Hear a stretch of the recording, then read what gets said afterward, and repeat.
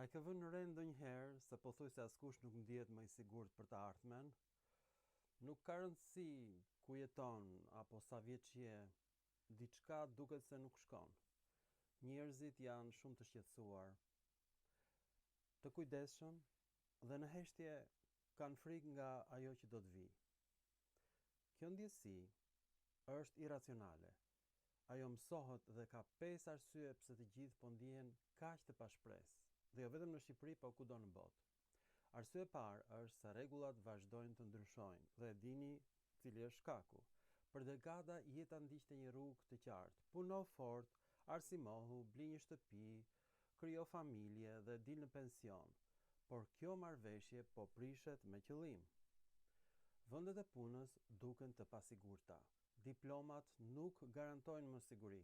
Strehimi duket gjithnjë dhe më i paarritshëm për njerëzit e thjeshtë dhe klasën e mesme. Ku rregullat nuk kanë më kuptim, njerëzit nuk ndihen më të sigurt. Arsyeja e dytë është se krizat duket se nuk mbarojnë kurrë dhe janë arsyeja çufët. Dikur kishte periudha qetësie mes katastrofave, tani një krizë vjen menjëherë mbas një krize tjetër. Kriza financiare, pandemi, luftra, frika nga ndryshimet klimatike dhe kaos politik i nxitur gjithashtu nga çufët. Sapo njerëzit marrin veten nga një goditje, vjen një goditje tjetër nga çufët. Sistemi yt nervor nuk merr pjesë kurrë dhe sinjalin gjithmonë e quhen të pasigurt që vjen nga jashtë. Arsyeja e tretë është se besimi është shembur për fshidatë fetar.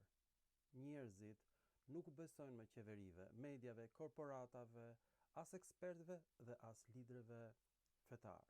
Çdo palë paraqet një të vërtetë të ndryshme, çdo problem shoqërohet me shpjegime kontradiktore dhe shumë sharlatan janë bërë politikan.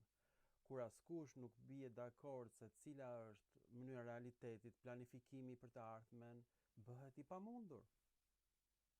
Arsyeja e katërt është se teknologjia po ecën më shpejt nga sa mund të përshtatemi në njerëzit me të, sidomos inteligjenca artificiale.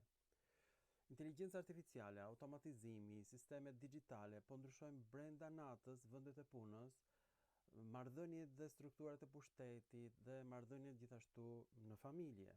Njerëzit ndihen të zëvendësueshëm, ndihen të vëzhguar, ndihen sikur kanë mbetur pas, sidomos brezi i vjetër.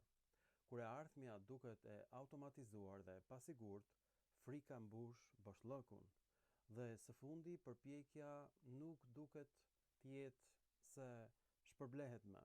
Njerëzit po punojnë më shumë, më gjatë, janë më të zgjuar dhe gjithmonë mbeten pas. Kjo është e çuditshme. Kur përpjekja nuk të çon më drejt përparimit, shpresa shuhet për gjithnjë në heshtje. Prandaj askush nuk ndihet më i sigurt për të ardhmen. Dhe jo sepse njerëzit janë të dobët, por sepse stabiliteti është hequr nga vetë sistemi i cili është shkatruar. Dhe kur stabiliteti zhduket, ankthi bëhet më i padrueshëm dhe situata duket sikur ka dalë jashtë kontrollit. Tek ne në Shqipëri, ky problem është akoma më i thellë sepse shqiptarët kanë një problem me gjuhën dhe identitetin. Rezulton që fjalori i trashëguar i Shqipes është fjalori i një gjuhe të lashtë indo-europiane, të paktën 8000 vjeçare. Mirë po, nga që ne u pushtuam për një kohë shumë të gjatë nga pushtuesit romak, gjuha shqipe ka marrë veçoritë gramatikore të gjuhës latine dhe sillet si një gjuhë neolatine dhe kjo i ka shpëtuar të gjithëve. Dhe kjo ka krijuar pra edhe konfuzion politik, edhe konfuzion të identitetit të shqiptarëve, sidomos të atyre ortodoks, që gabimisht e quajnë veten pellazg grek. Pellazgët pra ishin një fiz grek në Thesali dhe Iliria ose Hillyria, që është gjithashtu emër grek, nuk është quajtur asnjëherë Pellazgjia. Jo vetëm kaq, por vetë Greqia është quajtur Apia ose toka e perëndis Hapi, që është një perëndi buall, i cili e vendos të diellin në mes të brirëve të tij, varrosej si një faraon dhe zgjidhej një buall me një njoll të bardhë në ball, me emrin Alef ose bualli kryesor. Dhe ishte ai që e çonte faraonin për në botën e përtejme. Ishte gjithashtu perëndia e diellit, Bualli, Hapis, me një h që shqiptohet një lloj nga semitët edhe nga egjiptianët dhe që s'ka kuptim fare në greqisht. Pra Apia, Mesapia, është krijuar nga fjala shqipe mesi, që është dhe në greqisht, dhe Apia, fjalë për fjalë në mes të Apias ose Greqisë. Ky është emri më i lashtë i Greqisë dhe qyteti më i lashtë i Greqisë është Theba e dikurshme, që grekët sot e shqiptojnë Thiva. Prekëndej vijnë ilirët, të cilët pushtojnë të gjithë gatishmullin ilirik dhe janë një përzierje semito-fenikase dhe egjiptiane dhe kanë ngritur qytetin egjiptian Butua në malin e zi, që quhet Dioklea ose fama e Zotit. Pra është një përzierje fenikase egjiptiane, hillyre greke, që ka sunduar edhe në Iliri për të paktën 28 shekuj deri në ditët e sotme.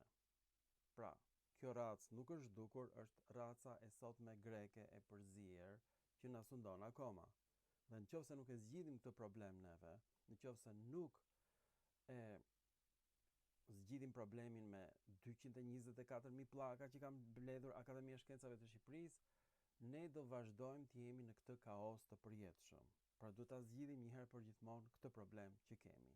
Ju falenderit dhe mirupafshim në filma të tjerë të mrekullueshëm tek kanali ynë.